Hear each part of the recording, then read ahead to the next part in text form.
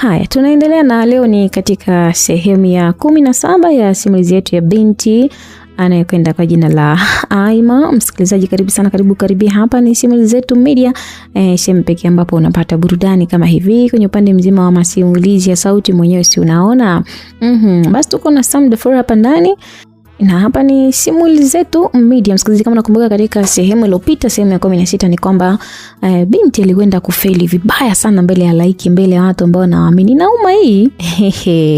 Lakini ndio hivyo, ilitokea hivyo. Ryan bwana amefanya mambo yake ya kichawi pale na nini, kama ambavyo tuliona. Mwisho imekuwa vile, jiji litasemaje, mashabiki watasemaje, maisha ya Aima atamka vipi kuhusu wawekezaji wake, kwa maana ya Camilla, mama yake na Haris pia, ambao wako nyuma yake kwa ajili ya kumuinua binti kimziki, lakini pia kumshusha Ryan ambaye amepita njia fulani ambazo si sahihi, lakini mwisho siku hiyo kaibuka. Haya, karibu, hii ni sehemu ya 7. Sasa bwana, tunaambiwa kwamba wiki moja mara baada ya shindano kupita, Aima kwa mtu wa kawaida kabisa, kiakili, kisaikolojia na hata kimwili. Kichwa chake kilivurugika mno. Tangu alipopoteza ushindi siku ile, alikuwa amepoteza, kukosa kitu ambacho alikuwa amewekeza akili yake muda mrefu akiamini huenda ataibuka mshindi. Ilikuwa ni pigo kubwa sana kwenye maisha yake, pigo ambalo lilimtengenezea hasira na kumfanya ichukie dunia sana kwa ujumla. Muda wote hakuacha kujifungia ndani. Pale ambapo alitoka nje, basi zisikika sauti ambazo zilikuwa zikimuita mjinga, zilimzomea. Basi sauti hizi zilizidi kumuumiza sana. Njia pekee kwake ambayo aliona alikuwa anatakiwa kutoka nayo ilikuwa ni kwamba ingemsaidia, ilikuwa ni kushinda ndani. Basi alikaa huko kuanzia asubuhi pindi ambapo jua linaanza kuchomoza mpaka jioni ambapo jua lingizama. Muda wa kutoka ambao kwake aliona ni sahihi sasa ilikuwa ni usiku, labda saa 4 huko. Angeenda kuangalia mazingira nje, nusu saa mbele angerudi ndani. Camilla na mama Haris muda mwingi walitumia nguvu ya kumrudisha kwenye ile yake kawaida, akae sawa, akishirikiana na Fatia. Lakini Aima kwake kuwa tayari kuzungumza nao. Neno moja pekee ambalo alikuwa alitoa ilikuwa ni naomba muda nijifikirie kama narudi kwenye muziki ama la. Basi kauli hii ilimfanya kuanza kuchukia muziki taratibu. Muziki ulikuwa umeshamwaibisha, umemharibia kila kitu. Wiki ya pili iliingia. Aima alikuwa kukesha tu studio akiandika nyimbo. Ile hali ilipotea kabisa. Aima ambaye alikuwa anapenda sana kushinda kule studio kwenda juma la 3, juma la 4, la 5, la 6, la 7, la 8, la 9, la 10 likamdhoofisha kabisa. Aima hakuwa mtu ambaye anakwenda studio wala kuruhusu mguu wake ukanyika katika eneo lile. Kulala ndani ndio kitu ambacho alikuwa anafanya. Muziki wake sasa hivi ulitupa pembeni kabisa. Aliamini kwamba ulikuja kwenye maisha yake kwa lengo la kumtia aibu tu, kumfedhesha tu na kumdhalilisha tu kama ambavyo amefanya. Hakuona njia mbadala zaidi ya kutangaza kwa watu wake karibu kwamba ameachana na muziki. Watu waliumiza vichwa sana. Kila ambaye alikuwa anamfahamu Aima, kuanzia mama Rian, Fatia, Camilla, producer, mama Alma, Alma mwenyewe, mama Kevo, mama Rian, wote hao bwana waliumizwa sana na hii taarifa. Vikao havikuisha. Walikuwa wanajiuliza nini wanatakiwa kufanya kumrudisha Aima katika mstari, lakini hakuna njia ambazo walipata wakazitumia na zikafua dafu. Taarifa hii haikuwafikia mashabiki kwa bahati nzuri, lakini kwa Baisa alifika, na yake kama mtu wa karibu na Aima aliamua kufunga safari kwenda kufanya mazungumzo naye. Mazungumzo ya Baisa na Aima yalichukua takriban wiki 2 nzima. Baisa akimhakikishia kwamba angemsimamia kwenye kila kitu binti huyo arudi, lakini hakuwa tayari kurudi kushika kipaza ili kufurahisha watu wengine. Bado msimamo wake ulikuwa ni vile vile kwamba anaacha muziki na maisha yake atafanya maisha mengine. Pigo kwa Baisa sasa lilipatikana. Aliumia kiasi kwamba alishindwa kujua nini afanye kuhakikisha kwamba anamshawishi Aima arudi katika muziki, lakini haikuwezekana. Akiwa anatumia nguvu katika kumrudisha mrembo huyu, na ndio muda ambao jeshi la wananchi lilimhitaji kurudi tena Uturuki kwa ajili ya kuendeleza mafunzo kwa muda wa miezi 3. Taarifa ikafika kwa Aima kwamba kipenzi chake, barafu wa moyo wake, mwanaume ambaye anampenda kweli kweli, anatakiwa kwenda Uturuki. Jibu la Aima lilikuwa rahisi sana: safari njema. Jibu hili lilitosha kwake kuzungumza nini ambacho alikuwa nakimaanisha. Basi Baisa aliingia kwenye maswali mengi sana. Jibu la Aima lilikuwa limemnyongonyesha sana. Hakuonekana kuridhishwa na jibu ambalo amepewa na mpenzi wake, lakini ndio hivyo. Baadaye ilibidi amfuate Fatia ambaye akazungumza, akamwambia huyo yuko sawa, ndio maana amekujibu kama hivi. Lakini shemeji, mbona kama Aima anaonekana anampenda Rian jamani, au anampenda kweli? Baisa aliongea maneno haya akiwa mpole sana. Macho yake yalimuiva kutokana na majimaji ambayo alikuwa anamtoka. Alijaribu kuficha machozi lakini bado alishindwa. Mwanaume ambaye alipita katika kila aina ya mafunzo ya kijeshi nchini Uturuki alikuwa anadondosha machozi kisa mapenzi. Kuyumba kwa mapenzi yake hasa kwenye upande wa mawasiliano na Aima ilimfanya jisikie vibaya mno. Alikosa amani ndani ya moyo wake. Maumivu yaliweka makazi kwa muda, asijulikane hata atatoka muda gani. Hapana, unajua kuna kitu ambacho anashindwa ukisema ili awe huru zaidi. Fatia alimjibu na alikuwa akijaribu kumweka sawa Baisa. Kipi sasa? Sidhani kama anampenda Ryan, ila unamfahamu Molly? Ya, nenda kamuulize kwa nini siku ya tamasha alikuja upande wetu na akamwambia Aima asipite upande jukwani. Kwa hiyo ndo sababu amenijibu vile. Sina uhakika, lakini kama utamuona nadhani kuna jambo lipo. Wewe mtafute. Aima sasa hivi hayupo sawa, hawezi kutupa ushirikiano. Mimi mwenyewe kiukweli huwa nazungumza naye kwa shida sana. Mama Maria ni mwenyewe nazungumza naye kwa tabu. Yaani hana mwelekeo kabisa. Hata Camila, Mama Hari, sote tunashindwa kumuelewa. Yaani wewe mama yake juzi kaja hapa, hamna hata ambacho amezungumza. Kama lazimisha arudi kwenye muziki lakini amegoma. Yuko hivyo hivyo. Basi anyways, kama hajui kuwa nampenda, mbe tu mimi nampenda. Nataka mke wangu wa maisha. Usijali. Kwa hiyo unategemea kurudi lini sasa huko Uturuki? Nadhani na miezi 3 kaa huko. Okay. Nadhani hadi mdogo atakuwa sawa pia. I'm sure unawasiliana na sisi pia, utaendelea kuwasiliana na sisi, tutaendelea kuzungumza naye. Usijali. Basi Aisa aliongea pale. Baisa aliongea pale na kisha aliondoka kwenye eneo lile. Fatia alijawa na mawazo mengi sana, lakini kesho chake aliona na kila sababu ya kwenda kuzungumza na rafiki yake ili wafikie mwafaka juu ya kile ambacho anapitia. Jioni ilipofika alienda kwa kina Aima na kisha alimuomba aweze kuzungumza. Kwa kuwa Aima alikuwa akimfanya mtu huyo kwa sema maisha yake, alimkubalia. Basi walifunga safari ya kutembea kwa miguu hadi maeneo ya milimani na kisha walikaa huku akitazama mazingira vizuri. Jiji lote la Morogoro walifanikiwa kulitazama likiwa limepigwa na jua la jioni ambalo muda si mrefu lingetokomea. Sasa utaishi hivi mpaka lini jamani? Maisha yangu yana siku nyingi, hata hivyo nitakufa. Yaani kama dunia imenisaliti nataka nifanyaje sasa? Kila mtu konje aniona mimi ni mjinga kama sina akili. Yaani alizungumza akianza kulia. Kwa nini unaruhusu maumivu ya kuingie? Hivyo hizi kwamba anatengeneza sumu? Hapana Fatia, wewe mwenyewe umeona ambavyo nijitahidi, nimefanya kila kitu kwa ajili ya kushinda. Lakini nini kimetokea? Mimi nakushindwa kuimba kweli jamani. Unajua kuna kitu nataka nikwambie. Kitu gani? Kama kuhusu kurudi kwenye muziki, sitaki kabisa. Yaani usiniambie kabisa sipo tayari. Yaani sipo tayari kupokea matusi mengine jamani. Yaani mpaka mama yangu anadhalilishwa kila sehemu, matusi, mashabiki. Hapana, kwa kweli nataka kuishi maisha yangu mengine ya furaha. Yaani sioni kama narudi kwenye kipindi hicho tena. Siwezi, sijioni. Naomba tafadhali Fatia, usiniambie kuhusu kuimba. Aima alikuwa anaongea akiwa analia. Kiukweli alikuwa mchanganyikiwa. Alikuwa amekosa matumaini kufuatia kile ambacho kwa kimetokea. Mbele yake kulikuwa na kiza, nuru ambayo alitaraji kwamba angeiona haikupatikana tena. Fatia alimtazama rafiki yake na akaanza kuzungumza. Unakumbuka siku ya kwanza mimi na wewe tunaonana na kugundua kipaji chako? Nakumbuka. Nilikwambiaje? Uniambia kama najua kuimba. Baada ya hapo tulienda studio na tukakutana na producer ambaye alisema sionekane kama msanii. Alisema sijui kuimba na akasema hawezi kunitayarishia wimbo wangu hata muonekano wangu hujakaa kisanii. Ulijiona ukiendelea kufanya muziki mara baada ile kauli? Hapana, kikweli nisema bora tu nipambane na kile ambacho nataka kufanya. Ni tu bora niuze karanga. Vipi lakini baada hapo nikakwambiaje? Ukaniambia kama naweza kuwa msanii na nikawa mshindi muda wote. Uliniambia hivyo, lakini kama sikosei nakumbuka uliniambia. Aima alizungumza akiwa anamtazama Fatia ambaye alikuwa makini sana pia kumsikiliza. Jibu la Aima lilifanya kupita ukimya ambacho kilichukua kama sekunde 40 hivi na kila mmoja alikuwa anamtazama mwenzake. Pumzi nzito iliachwa na Fatia ambaye alimaanisha kwamba ni kama alikuwa na safari ndefu sana mazungumzo. Unajua kipaji pekee hakitoshi kufanya mkubwa na mafanikio kwenye maisha. Sababu siri ya mafanikio sio kipaji, ingawa kipaji kinaweza kupa mafanikio. Wangapi na vipaji? Ni wengi sana. Na kama ukisema tuanze kuhesabu wasanii ambao wanapatikana Morogoro, tunaweza kupata hata 2000. Lakini wewe na Ryan ndio mko topu, sio kwa upande wa wasanii tu, hata wachezaji, wachoraji, wajenzi, madaktari na kadhalika. Watu wengi sana, lakini wale ambao wamefanikiwa ni wachache japokuwa wote wana vipaji. Unajua kwa nini wengine wameshindwa kufanikiwa? Ukiwa na kipaji unatakiwa kukubali kitu ambacho kinaitwa kujifunza kutokana na makosa. Makosa haya yanaweza kuwa yako ama ya mtu ambaye yuko juu yako ama chini yako.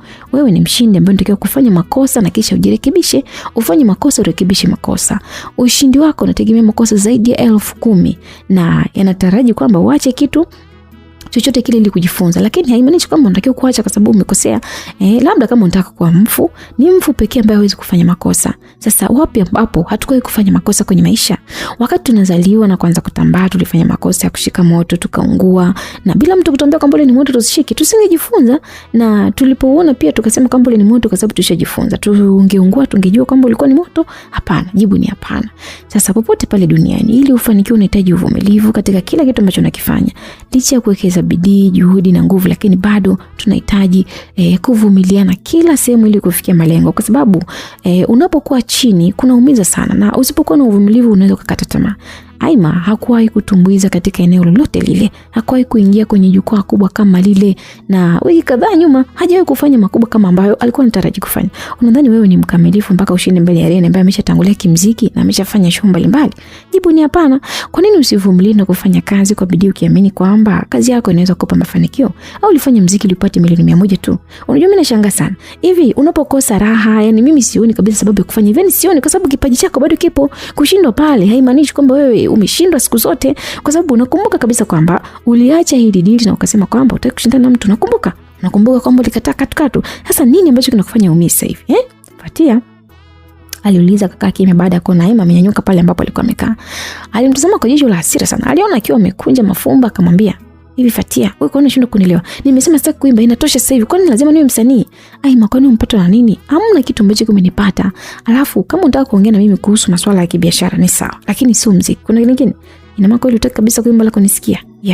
Aima aliongea na kisha aliondoka kwenye eneo lile. Basi Fatia alishikwa na hasira sana. Alimtazama Aima ambaye alikuwa ameshafika mbali sana. Alijaribu kumuita lakini mrembo yule hakuwa tayari kabisa kurudi kumsikiliza. Aima aliweka msimamo wake. Aima hakutaka kufanya muziki tena. Kile ambacho kimetokea kwa upande wake kilikuwa kimetosha kabisa kuwa taswira ya kwamba hakuwa msanii mzuri. Kwa hivyo alikuwa anapaswa kujitenga kabisa na muziki na si kung'ang'ania. Sasa wakati Aima akiwa anateseka bwana, upande wa pili Ryan alikuwa anakula bata la kufa. Mtu madili mbalimbali ya kibiashara alimdondokia mwanaume huyu. Alikuwa na saini tu, yaendelea na saini juu ya anga. Kila siku kwake ilikuwa ni sherehe. Anafanya party kwenye maisha yake. Ilikuwa ni kitu cha kawaida tu. Siku za mwisho za juma, za katikati, yeye kwake ilikuwa ni sherehe. Kwake alikuwa analiwa muda wote na marafiki na wanawake. Aliimba na warembo mbalimbali. Yaani nchi yote ni kama ilikuwa kwake. Morogoro ilikuwa ni ndogo, aliweka kwenye kiganja. Kutoa muziki mpya ilikuwa ni jambo ambalo hakuwa analiwaza sana. Alihakikisha kwamba anatumia udhaifu wa Aima kuachia wimbo. Dunia ilimpokea Ryan kama mfalme mpya. Mashabiki wakazidi kupenda nyimbo zake, na katika nyumba 5 kati ya hizo, katika nyimbo 5 kati ya hizo ungesikia wimbo wa Ryan ambao alikuwa ameuita jina la Kojoza na akiukatisha kutoka kwenye nimemkojoza. Kwa wimbo ulikuwa unaitwa Kojoza. Wimbo ulikuwa na maudhi kweli na ulikuwa na mahadhi ama piano. Wimbo ulikuwa unakashifu sana kuhusu Aima pamoja labda na wanawake wengine wote, lakini ilikuwa ni kutokana na kile kitendo chake cha kushindwa. Lakini ndani ya wimbo huu kulikuwa na mashairi ambayo alikuwa anasema hivi: nasikia unataka kuacha muziki, pole yako, sikuongelea ukapata kiki. Kwa kuwa ulitoka katika nyakati sahihi, basi mashabiki walikuwa wameupenda sana wimbo. Waliuomba redioni uchezwe, kwenye runinga ulichezwa, na hata hawakuacha kuusikiliza, kuutazama pia kupitia mitandao mbalimbali. Umaarufu wa Ryan ukatawala dunia kwa muda mfupi tu. Kile ambacho kwa na kiota sasa hivi kilikuwa ni chepesi sana. Alipokwenda katika mahojiano na waandishi wa habari, ungesikia akisema, aidhani kwamba anaweza kuwa mshindi mbele ya mwanaume ambaye anashikilia rekodi mbalimbali za dunia. Kwa hiyo sikutaka kumwaibisha kwa kumpiga KO katika round zote 3. That's why nilimpa nafasi ya kushinda moja. Anyways, nasikia kafulia na niko tayari kumlipia hela studio anytime, kwa sababu nasikia ameacha muziki sasa hivi kama mlevi. Taarifa kwamba Aima amekuwa mlevi ilifika kwa mashabiki wake. Na ilifika kila shabiki ambaye alikuwa anasikiza mahojiano haya. Wengi waliumia kutokana na kinywa chake ambacho cha Ryan kikiwa kina majibu mabaya kwelikweli. Kauli kama hizi pia zilimfikia Aima, zilimuumiza mno, lakini Ryan aliona yuko sawa. Sasa hivi makazi yake yapo kwenye nyumba moja hivi ya Al Aziz maeneo ya Tungi ambako anaishi na Diana, na kila ambacho alikuwa anakitaka alipewa na mrembo huyu ambaye hakuwa anafahamu historia yote kuhusu yeye, hata kama binti ameolewa. Sasa kwa kuwa aliambiwa kwamba anaishi katika jumba la kifahari, basi kwake akaona tu ni sawa. Masuala ya koji aliweka pembeni. Kuhusu Molly alishasahau kama alishakuwa na msichana kama huyo kwenye maisha yake. Tangu tamasha lilipoisha hakuwahi kushika simu kumpigia Molly wala kumtumia message, japokuwa Molly siku za mwanzo pale alikuwa akimtumia message na kupiga simu ambazo hazikuwahi kupokelewa. Sasa hili mfanya mpaka yeye pia akakata tamaa, akaamua kuishi maisha yake ambayo yangempa furaha na siku ng'ang'ania kwa mtu ambaye anamdondosha machozi kila siku. Kutoka kwa Molly katika maisha ya Ryan, aliona amepewa uhuru wa kufanya mambo yake mara kwa mara. Aliona siku ilikuwa ni bora kila siku akalala kwa Diana, na siku ambazo Diana alikuwa akiondoka pale nyumbani hakuwa anajua anaenda wapi, na alitoka akaenda kutafuta wanawake wengine mjini. Katika kipindi hicho ukaribu wa Ryan na Harris uliiva, yani maradufu. Isla alikuwa kama meneja, Melissa kutoka nyuma aliiva karibu sana na wao, na ukaribu wao ulitokana na kazi. Lakini pia Harris alikuwa karibia kufunga ndoa miezi miwili mbele, ndoa ambayo ilimtaka Ryan kuja kutumbuiza. Kwa hivyo alikuwa ni mtu wa karibu sana, si adui tena, na ili mambo yake yawe sawa, basi pia alitaka kuendelea kumtumia Ryan. Sasa ni mazungumzo. Diana, nimesikia kama unatoka na yule msanii. Mama, msanii gani? Umesikia hiyo taarifa? Nimepata taarifa usifanye unabishana, si ndio? Ndio maana nimekupigia leo ili nikukanyi. Kama unaweza achana naye, mume wako hayuko mbali, anarudi. Bwana wewe, mimi naongea na mume wangu kila siku, bado yuko Sweden na anaweza karudi hata miezi 4 mbele. Lakini mwanangu, wewe unanitafutia lawama, kia Mungu tena wewe unanitafutia lawama. Mama bwana, hamna mtu ambaye anajua kinachoendelea hata kama, lakini sio kumsaliti mume wewe. Kumbuka Azizi mfanye vitu vingapi kwa ajili yako. Vipi ndugu zake wakijua? Mama watu wako wa Arusha huko, sio wengine wa Zanzibar, watajui kama mimi namsaliti bwana. Labda wewe ndio uambie. Shauri yako. Lakini dunia kijiji unamfahamu kabisa mume wako ambavyo ni mkorofi na ana hasira. Na bwana, mimi namjua bwana, hawezi kufanya lolote na nipenda sana. Diana alimtoa shaka mama yake. Ilikuwa ni mazungumzo ambayo yanafanyika baina ya Diana pamoja na mtoto wake. Mama Diana pamoja na mtoto wake, ambapo walikuwa wanazungumza kwenye simu. Diana alikuwa jikoni anaandaa madiko. Mama yake ambaye anaishi Dar es Salaam alikuwa ampata taarifa kwamba mtoto wake ameanza kuikoroga ndoa yake, kwa hivyo akaona bora mpe maneno ya kumtaka awe makini. Lakini Diana huyu binti kiburi huyu alitupilia mbali. Kwake aliamini kwamba anaweza kufanya kitu chochote kile kwa usiri mkubwa sana, akaficha kile ambacho kinaendelea. Onyo kutoka kwa mama yake au maneno mengine mama yake hakuzingatia kabisa. Zaidi sana kwake ilikuwa ni kuhakikisha kwamba anaweza kufanya jambo lote la elimu yake asijue. Basi akiwa anaendelea kupika pale, ghafla sauti ya honi kwamba nje kulikuwa kuna mtu ilisikika. Basi mwenyewe akahisi kwamba itakuwa ni Rian. Alijiuliza, kisha alifunua jungu la mboga ambayo ilionekana inaendelea kutokota. Akafunika na kisha akarudi nje ambako alikuwa amevaa zake kanga moja tu. Hatua zake zilimfikisha hadi nje ambako alifungua geti. Mbele yake aliona gari la kifahari sana, Rolls Royce. Wenyewe wanasema ni Ghost, lilikuwa lina rangi ya kijani kikavu hivi, lilikuwa limesimama likionekana kuwa na utepe. Ni wazi kwamba lilikuwa jipya katika magamba yake. Macho Diana alitua ndani ya gari, alimwona mmoja wa wafanyakazi wa mume wake akiwa ndani. Alikuwa anaitwa Mama Jazz. Alikuwa anaitwa Jazz. Basi alipiga tu hadi karibu yake. Vipi, mbona unashangaa? Jazz aliuliza akimtazama Diana kama, no Jazz, unajua nashangaa gari ya nani? Kwa nini? Inaonekana ni mpya. Kwa nini una taarifa kuhusu nini? Kwa nini Mr. hajakwambia chochote? Hapana, nimetoka kuongelea asubuhi, akasema kwamba baadaye tutazungumza. Sinaambia kwamba ile gari ni langu. Diana alizungumza akiuliza kwa bashasha mno. Basi Jazz alishuka katika gari, akasema pembeni, akitoa funguo akamkabidhi. Kabla ya kumeza fundo la mate akamwambia, ni ya kwako, imechelewa kufika. Ilitakiwa iingie hata kabla ya mwaka mpya ili upewe siku ya mwaka mpya kama zawadi. Like serious Jazz? Diana aliuliza akiwa ameweka mikono mdomoni, akuacha kurukaruka. Bonge moja ya gari, pesa ndefu kweli kweli.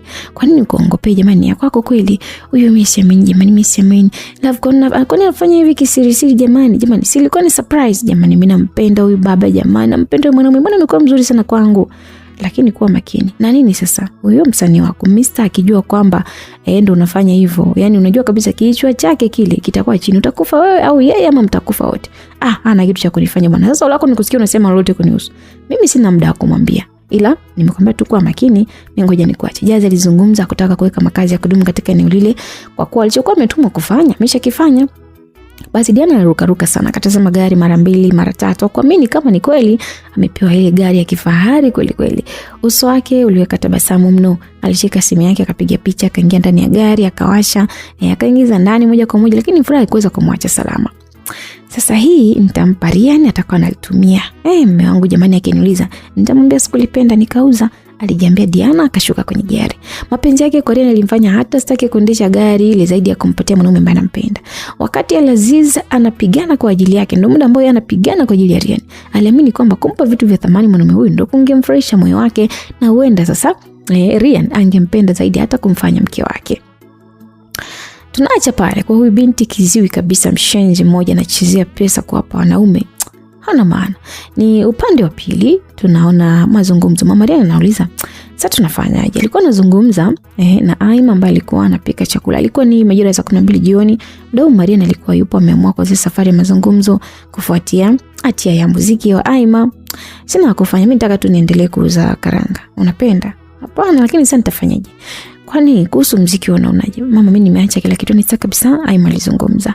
Kimya kilipita, Mariana akamtazama Aima ambaye aliendelea kuandaa chakula cha jioni taratibu. Wakati anamtazama aligundua kwamba Aima alikuwa anamaanisha kile ambacho anakisema. Kama mtu mzima akatumia mbinu nyingine kumshawishi. Hebu naomba nikuulize kitu. Ndio mama, niulize. Kwa nini uko unafanya muziki? Swali ni gumu. Huwezi kupata jibu. Naweza kupata jibu lakini si kwa haraka haraka. Aima alikaa kimya kidogo akipeleka shingo yake kulia na kushoto kama anatafuta jibu sahihi hivi. Naweza kusema kama nilikuwa nafanya kwa sababu niliambiwa kwamba na kipaji. Nikisema kwamba ulikuwa unafanya muziki upate pesa nitakuwa nakosea. Hapana, kwa sababu pia dunia sasa hivi inategemea pesa. Kwa hiyo niligeuza pia kama ni sehemu ya kupata pesa, lakini vipi kama nikifanya kitu ambacho kinilipi, nitapataje pesa sasa? Na vipi kama nikisema kwamba ulikuwa unafanya muziki kwa kuwa unaupenda, nitakuwa nimekosea? Tena utakuwa mpatia kabisa mamangu. Nadhani hilo ndio lilikuwa jibu la kwanza, lakini kwa kuwa ulianza na swali la pesa, basi uliniwezesha tu, lakini kiukweli nilikuwa nafanya kwa sababu napenda. Ndio maana nilikuwa napenda Rian ambavyo anaimba, alisema Haima, akajiachia. Basi mama Rian alipiga tu hadi katika ndoo ya maji, akateka maji kwa kikombe na alikunywa. Akarudi pale akamwambia, lini umetamani kuwa mbali na familia yako? Hapana, kwa kweli sijawahi kutamani kabisa, hata sitamani. Kwa nini niwe mbali? Kwa nini sasa hujawahi kutamani? Kwa sababu naipenda, nampenda mama, nampenda Alma, nakupenda wewe, nampenda Fatia, nampenda Camila, nampenda producer Mama Haris, nampenda Baisa, napenda familia yangu yote. Usipompenda mama au mmoja kati yetu, unaweza kuwa mbali naye, si ndio? Nitaweza, lakini najua tu inaweza kuwa ni zoezi la muda mfupi. Kwa nini? Mama, hasa kama kitu sikipendi siwezi kungangania. Kama inatakiwa kiachiwe kitacho, lakini kama kitu changu nikitamani lazima nikishike tu. Basi Marian akacheka hapa. Kitu ambacho kilimfanya Haima kumuuliza kwa makini, sasa mbona unacheka mama? Ulisema unapenda muziki, sasa ndio cheke. Ndio, kwa nini sasa? Hasa kama unapenda muziki, kwa nini umeacha? Unahisi uko sawa? Kitu ambacho unakipenda unakiacha. Kwa mfano, labda wewe ulienda kwa ajili ya pesa, na pesa haiwezi kuja endapo haujaweka mapenzi kwenye hicho kitu unachokitafuta. Marian alisema kwa pole sana. Basi Haima alihakikisha kwamba anaweka zaidi macho kwa mwanamke huyu ambaye alikuwa ameanza kuzungumza jambo ambalo lilikuwa limemgusa kidogo. Akaanza kuhema. Yaani kivipi yani? Pesa na mapenzi juu ya kitu ambacho unakifanya yanakuja kwa wakati mmoja, lakini mapenzi yanatangulia, pesa inafuata. Lazima upende kwanza unachokifanya ili kukupe pesa. Kwa nini kisinipe pesa kama sasa sikipendi? Ukiwa na hela nyingi bila kupenda unachofanya, huenda hata unaweza ukachana nacho hicho kitu, kwa sababu ukipendi hata kama kimekupa pesa. Mungu hawezi kukupa hela ikiwa una kitu ambacho unaweza kiendeleza. Endapo akikupa wazo la hela, lazima uwe na kitu ukipende, Mungu atakupa pesa. Kupenda ni kukubali kuteseka kwa ajili ya hicho kitu. Yani ili upate pesa kupitia kitu unachokifanya, basi lazima uteseke, udhalilike, uchekwe, ubezwe. Na ukiona Mungu amekupa hela nyingi kwa muda mfupi bila kuteseka, basi zitapotea tu, kwa sababu ili utunze pesa lazima utafute kwa tabu, na utajua tu namna ya kutumia vizuri. Lakini sio kwa milioni ili 100 mama. Hivi unachukulia hizi hela, lakini mama, wewe guna tu. Lakini hivi unadhani kwamba milioni 100 ungepata, kuna mtu ambaye angeshindwa kuomba? Watu wengi wangekulalamikia shida. Kwa kuwa hujawahi kushika pesa, basi ungeona ni pesa nyingi sana kama ambavyo unasema sasa hivi. Watu mbalimbali wangekuja kukupa mipango ya kibiashara kwa kuwa wewe una biashara. Na hiyo hela yako pengine ungeweza si ufanye biashara ama nini, lakini utaona kila wazo ambalo ni zuri, kila wazo la biashara ni zuri, ungewapa mama masikio watu wote, na pengine ungekubali hata kuwekeza katika biashara. Na ukiwa unaamini kwamba ni biashara, lakini kumbe ungekuwa umekuja tu kufilisi. Kwa mama nataka kuniambia kwamba zile hela zangu hata singechukua muda mrefu zingepotea tena sana. Kwanza una nyumba? Hapana. Gari? Sina pia. Nini ambacho unamiliki sasa hivi? Kweli sina zaidi ya hivi vitu hapa ndani. Unadhani hiyo ile ungefanya biashara gani hapo ya maana zaidi ya kununua hivyo vitu? Yaani hapo kumbuka nimekutajia tu watu wengine. Kwa akili yako ungeona bora uitumie, yani nyingine ingekuja kutokana na hela. Kwamba labda nikawekeze kwenye biashara ambayo nimepewa, lakini ajabu ni kwamba hizo biashara zote huwa zinakufa ndani ya muda mfupi tu, kwa sababu zinakufaje na huoni faida, kwa sababu haukuwa na msingi wa kupata pesa popote pale, wala haukuwa umejiandaa kwa ajili ya hiyo biashara, kwa sababu biashara sio kitu ambacho unakipenda. Sasa ni vizuri ukajua kwamba kupenda kitu ambacho unakifanya ni njia pekee ya ujasiri ambayo inatumika na mabilionea ulimwenguni kote, na kila aliyofanikiwa aliwekeza katika kile ambacho unakifanya na kisha akafanya kwa muda mrefu bila kuchoka, alikipenda, alikiheshimu bila kujali anapitia changamoto gani ili kufanikiwa. Wewe ni mshindi. Amka, pambania ndoto yako Haima. Kesho yako ipo bora. Ni muda wewe kuamka na kisha kuchukua maamuzi. Marian aliweka kituo na kisha akachukua ndoo na ndoo ya maji na kisha alitoka nje. Alipoulizwa wapi anakwenda, alisema anaweza kuchota maji. Basi maneno ya mama Marian ilimbadilisha kiakili Haima. Kichwa chake kilianza kuchambua neno moja baada ya jingine. Aliona na kila sababu ya kurudi tena katika muziki. Alijiona anatakiwa kutetea kipaji chake, kitu ambacho siku kadhaa nyuma alikuwa hataki, lakini kila mtu alikuwa anakipenda kipaji chake. Moyoni akajiambia, hivi kwa nini sirudi tena kwenye muziki? Ilikuwa ni kauli ambayo iliambatana na swali, na kauli hii ilimpa majibu sahihi ya kwamba nini anatakiwa kufanya. Basi jambo la kwanza lilikuwa ni kuchukua simu yake, akatafuta namba Baisa mpaka alipopata. Akiwa na simu mkononi, macho yake yalianza kutoa machozi. Ngozi yake ilipokea machozi, akiasukuma hadi katika nguo ambako ilitokomea. Mwili wake ukuacha kutetemeka. Alikuwa anaumia sana kile ambacho anapitia, na mwisho akapiga simu akiwa anafuta machozi. Simu iliita. Ilipokelewa. Love, alisema Haima kwa sauti ya mahaba. Honey, alizungumza Baisa, ili aweze kugundua huyu mtu ni yeye kweli, lakini alijua kwamba hayupo katika hali ya kawaida. Are you okay? Ya, uko wapi? Aima alizuka kibadilisha mada. Niko airport, naondoka muda si mrefu. Oh, I'm sorry babe, nisamehe. Kwa nini? Najua unaondoka ukiwa na msongo wa mawazo kwa ajili yangu. Najua unaondoka ukiamini kama nimekata tamaa na kuchukia labda, lakini sio hivyo. Sikuwa sawa tu. Okay, sawa, usijali. Nishakuelewa na nishakusamehe na siwezi kusumbua kipindi ambacho haukuwa vizuri. Na ulikuwa sahihi mpenzi wangu. Nahitaji nikuahidi kitu. Kitu gani kwani? Kwanza nakupenda sana. Nitatunza penzi lako mpaka siku ambayo unarudi. Nitakusubiri ili niolewe na wewe. Na kama hiyo haitoshi, I'm going to studio right now, naenda kurekodi wimbo mpya. Narudi kuimba. Aima alizungumza. Safari hii kilio ambacho alikuwa nakificha alikiachia. Ilikuwa ni kilio cha kwiko ambacho kilimfikia Baisa, ambaye alitambua namna gani mwanamke huyu alikuwa amepitia mambo magumu. Akamwambia, nadhani katika siku ambayo nimefurahi ni leo kusikia kwamba unarudi studio. Katika siku ambayo naweza kusema imekuwa ni yenye amani katika maisha yangu ni kusikia ukiniahidi kwamba unaenda kuimba. Sina la kusema kipenzi changu, na kuahidi kwamba I'll be there for you, for the love, for the support, all the time. Nitafute. Nakupenda sana mke wangu. Baisa alizungumza maneno ambayo alimfanya Aima dondoshe machozi mara mbili ya mwanzo. Machozi haya yalikuwa yameashiria vitu viwili. Moja, ilikuwa ni kuachana na mwanaume ambaye alimpenda kwa dhati kutokana na majukumu ya kikazi, lakini pili ilikuwa ni kusikia mwanamume akitamka kauli ambazo zilimjenga zaidi kisaikolojia. Waliongea mpaka Baisa alipoaga kwamba anakwenda kupanda ndege, na kisha Aima sasa akarudi tena kwenye mapishi ambako alipika akamaliza. Baada ya kumaliza kupika, aliingia mezani akiwa na daftari pamoja na peni. Kisha kwamba anaandika wimbo wa kwanza, wimbo ambao aliupa jina la Nakusubiri. Ulikuwa ni kama maalum kwa ajili ya Baisa, na miongoni mwa mashairi ambayo aliandika hapa akiwa anamsubiri mpenzi wake atakaporudi kutoka huko ambako yuko, mashairi yake ilisomeka hivi: dunia ya upweke umeniachia na imeanza kunielemea. Sina budi ingawa naumia, lakini najua lini utarejea. Tafuta baba na kuombea, ukipata kidogo sawa kutugea. Najua umeiacha mimba, ukirudi takuwa nishajifungua. Usiku wangu utakuwa mrefu, kila siku nikikesha kuwaza. Takuwa na kumisi maibu, kulala bila wewe unajua siwezi. Usisahau kunipigia, ukikuta missed calls. Ukinibembeleza kusongea siku na miezi. Alau mwanangu atulie basi, akikusikia dadi yetu, najua atazaliwa katikati ya mwezi. It's so hard kulea mimba mwenyewe, lakini nitakusubiri. Kwa nini nikuchiti? Nimeapa kukusubiri.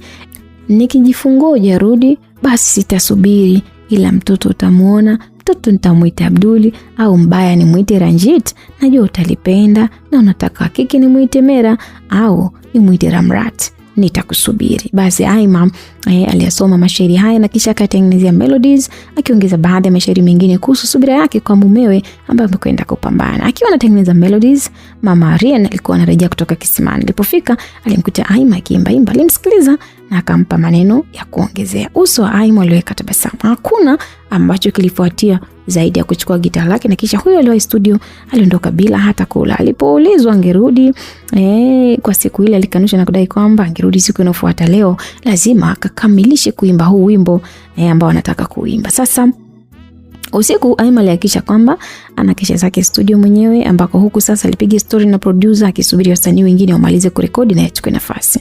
Ulikuwa ni muda mzuri sana kwake kwa sababu siku waliongea mambo mengi sana kadha, walifahamiana kuliko siku za kawaida. Katika mazungumzo, producer aligusia jinsi gani ambavyo ameanza kumpenda Kamila.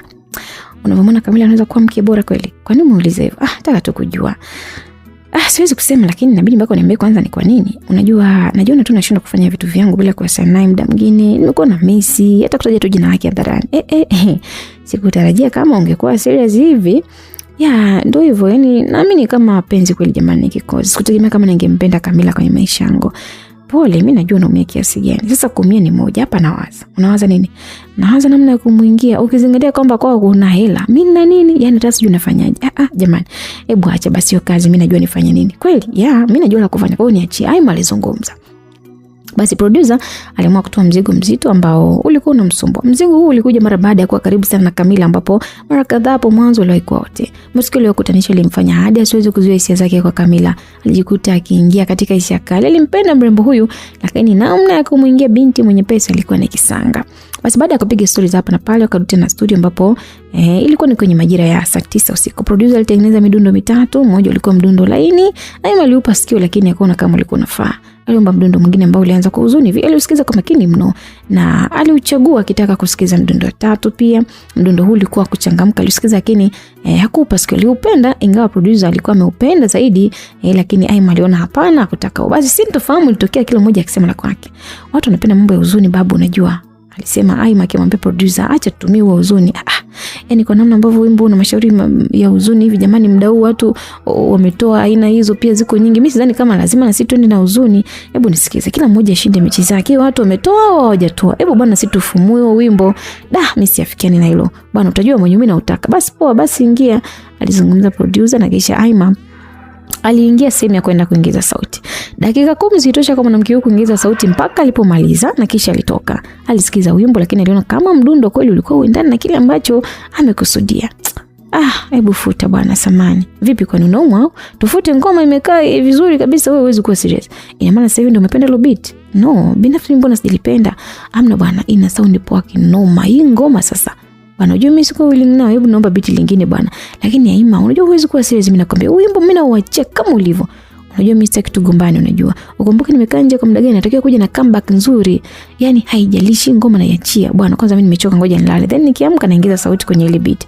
Sasa huu mdundo ambao umeuchagua huu bwana sio wenyewe. Bwana hebu vuta kabisa, mimi sitaki kusikia. Aima alikuwa anaongea, baadaye akajirusha kwenye sofa kwa ajili ya kupumzika. Mabishano yao ingawa Aima alitaka aendeleze, lakini producer kwa tayari alichokifanya alihakikisha kwamba skuli kwake hakuna kulala. Aliboresha wimbo na kuongeza baadhi ya sauti na kisha akatengeneza cover wimbo. Majira ya saa 11 aliupandisha wimbo katika akaunti zote za kuuza muziki ambazo Aima alikuwa anamiliki. Akalala zake akijua kwamba kile ambacho anakifanya kilikuwa ni nje ya makubaliano yao. Asubuhi sasa kulipopambazuka Aima aliamka, lakini kwa bahati mbaya hii siku umeme ulikuwa umekata. Ilimkera mno na kumtoa kwenye mudi. Kwake alitaraji angekuta bado umeme ulikuwa haupo. Alitaraji kama umeme utakuwa bado upo, lakini haikuwa hivyo. Hasira ilimpanda kwa kuwa alikuwa amechoka sana. Aliamua kuaga akiahidi kwamba angerudi katika eneo lile mara baada ya kumaliza shughuli zake ili kurudia ule wimbo ambao aliona mbona kama huja sound vizuri hivi. Basi akachukua boda kurudi nyumbani kwake. Haya, sasa tunatoka kule kwa Aima. Leo ni majira ya saa 2 asubuhi. Tunamuona Haris ambaye alikuwa ofisini kwake, ambako ofisini kwa Haris wanaonekana wafanyakazi walikuwa wamekaa makundi, wengine wakichezea simu, wengine walikuwa wameweka zao earphone katika masikio. Hazo walikuwa wanasikiza kitu lakini hawakuwa, walitaka ifanye siri. Kwa hiyo ilibidi watumie njia hii kusikiliza. Na baadaye aliingia Haris ambaye alikuwa amevaa suti imempendeza kweli. "Mume kama kundi kuna nini?" aliuliza Haris. "Boss." Teo ambaye alikuwa dada mpokezi aliuliza, akamwambia, "Ndio kuna nini?" "Niambie." "Kuna mwanasheria alikuja hapa." "Anaitwa nani?" Jacob. Haris alishtuka kurudi nyuma. "Yani, mbona unashtuka?" "Kasemaje?" "Kuna barua ameleta hapa." "Iko wapi?" "Nimeweka ofisini." "Okay." Alizungumza Haris na kisha alitupa macho kwa Jack ambaye alikuwa anatanya watu ambao walikuwa wamekusanyika na kisha alimuita akimtaka aende ofisini kwake. Jack alifanya kama ambavyo alikuwa ameambiwa. Alipoingia tu kwa Haris pale, wote kwa pamoja waliingia ofisini. Akaa kwenye kiti chake. "Mbona mfanyaje? Mbona mko makundi?"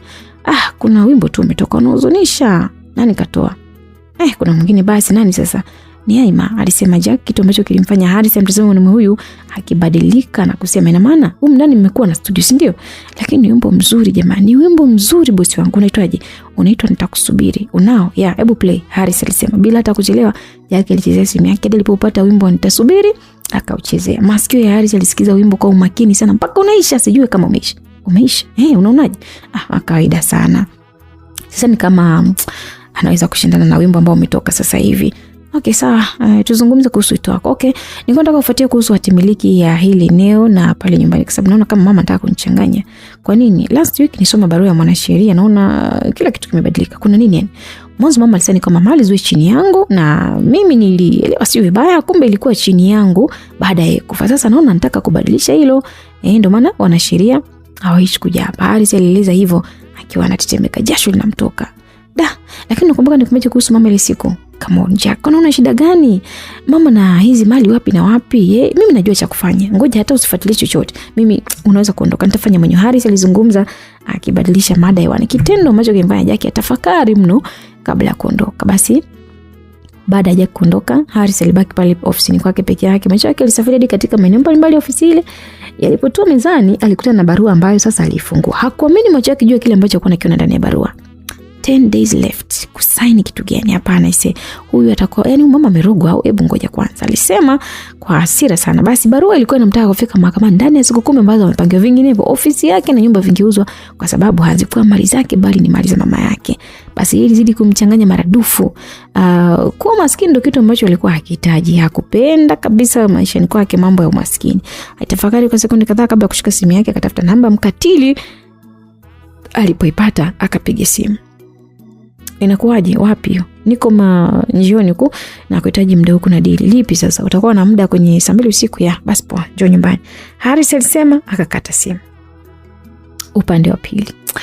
Baba, unajua nimeamini kweli kisicho riziki ya Kiliki. Alikuwa ni mmoja anaongea na babake. Kwa nini? Ni muda wa kukuambia kweli juu ya mimi na mahusiano yangu. Ni muda wa kukuambia kwamba mtoto wako anapitia nini kwenye maisha yangu. Nini kinatokea kwamba usiniambie kwamba anakusaliti Haris? Aliuliza Baba Molly. Ilikuwa ni majira ya jioni ambapo Molly sasa alifunga safari na kwenda kwa babake kumwambia kile ambacho alikuwa anapitia kati yake na Rian, kwa sababu hakuwahi kumwambia.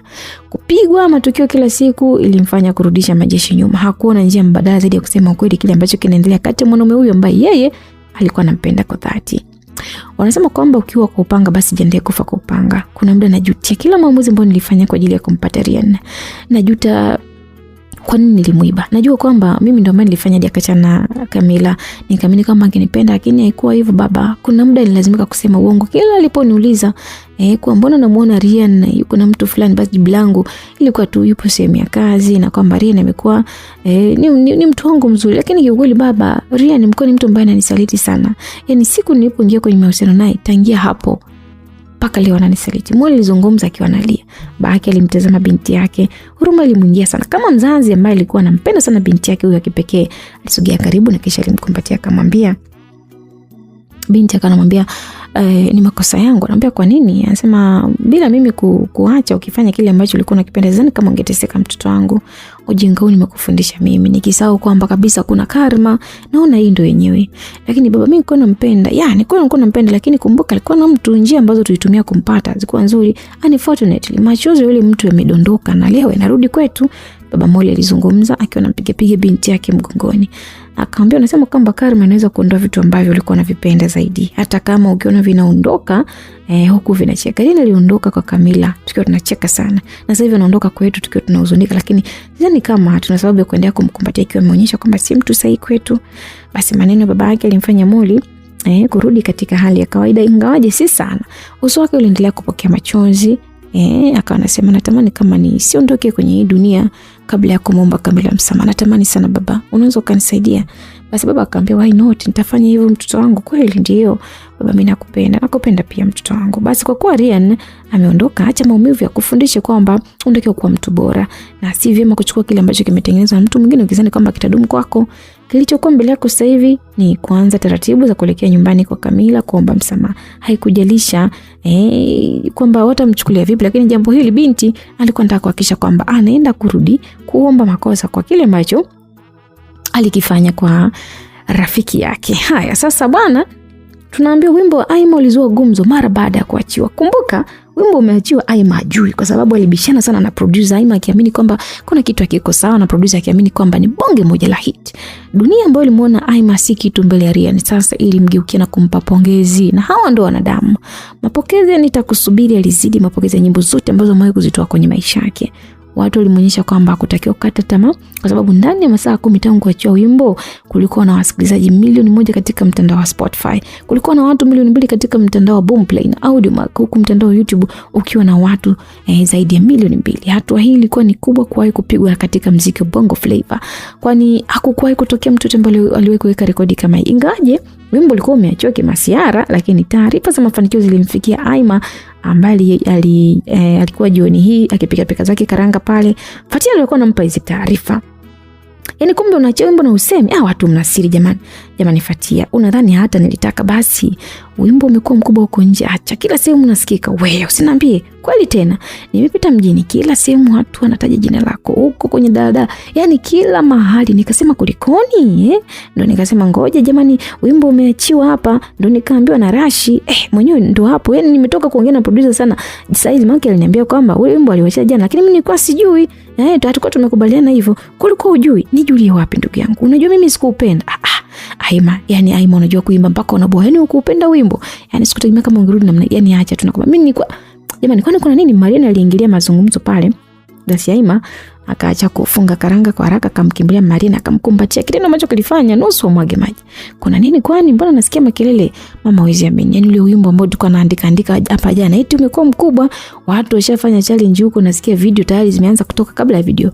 Wewe kweli nakwambia, naona watu huko TikTok jamani wanafungua mambo mengi, ni hatari, watu wanafungua mimba kama kweli wanayo, kwa sababu kwenye mashairi ya wimbo sikuna issue ya mimba. Jamani, lakini mimi nilikwambia kwamba nakuamini. Asante sana kwa kunirudishia matumaini mamangu. Yani sasa hivi nitaongea na mama Kamila ili tufanye mpango video ije. Aima alisema. Sasa unajua kwenye maisha jifunze kitu kimoja. Watu kataa kitu, bidhaa, lakini sio tabia ya mtu mwenyewe.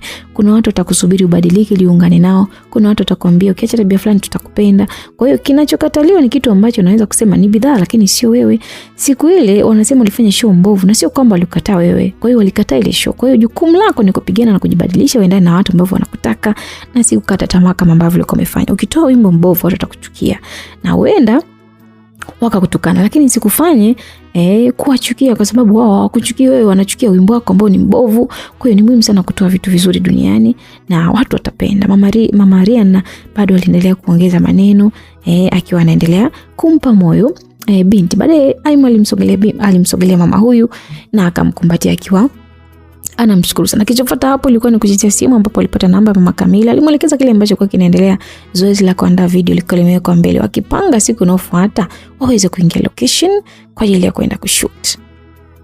Sasa ni siku nyingine, ilikuwa yapata majira ya saa 2 usiku nyumbani kwa kina Haris, ambako alionekana Haris alikuwa sebuleni amekaa kwenye sofa akiwa amejiachia vilivyo kweli. Mkono wake muda wote ulikuwa katika simu, alikuwa anachezea hivi. Ni wazi kwamba alikuwa anafanya mawasiliano na mtu. Runinga ambayo ilikuwa imewashwa haikuacha kurusha baadhi ya matangazo, japokuwa haikupewa muda na huyu mwanaume. Basi akiwa anaendelea kuchezea simu yake, alikuja kaingia Melissa na mama yake kutokea nje. Wawili hao walionekana kuwa na sura za kuchukiza mno. Alipoona akatambua hilo, akamtazama kila mtu kwa wakati wake, akamuuliza kuna nini? Umesikiza wimbo mpya wa Aima? Melissa aliuliza kwa jazba. Ndio sababu ambayo imefanya muonekane hivyo. Wewe unadhani wimbo ni wa kawaida, si ndio? Umesikiza mashairi yake, lakini umetazama TikTok challenge ambavyo inakimbia. Wimbo unazidi kuwa mkubwa mpaka unaniumiza kichwa. Sasa uko unataka iwaje? Kwaje ndo nini sasa? Tuzo zipo njiani na muda si mrefu majina yatatoka, watu ambao wanatakiwa kuwania tuzo. Hivyo unadhani samani nakuja? Haris alimkatisha Melissa hata kabla hajaongea. Mara baada ya kuona simu yake inaita, akaamua kupokea na kuweka sikioni akitoka nje. Hakuna mwingine ambaye alimpigia, alikuwa ni mkatili ambaye alikuwa anampa taarifa za ujio katika eneo lile kutokana na makubaliano mchana kwamba anatakiwa kuonana. Basi baada ya kutoka nje ya geti ambako alizama moja kwa moja kwenye gari la mkatili, akaanza kuingia huko ndani ya muda. Tatizo hata muda wenyewe upo ndani yangu. Haya nipange sasa. Kuna deal ambayo nimekuambia. Lipi sasa? Unaviona kati ya Kamila na mama nani ambaye anafaa kurudi kuzimu sasa hivi faster? Haris aliuliza. Kimya kilipita, mkatili mwenyewe alishtuka. Yaani anatakiwa uwe mpaka ndugu jamani. Hakuwa tayari kwenye kile alichoambiwa. Alimtazama Haris kwa sekunde, akamwambia wewe unataka kuoa kwa sababu gani? Si ndugu zako wale?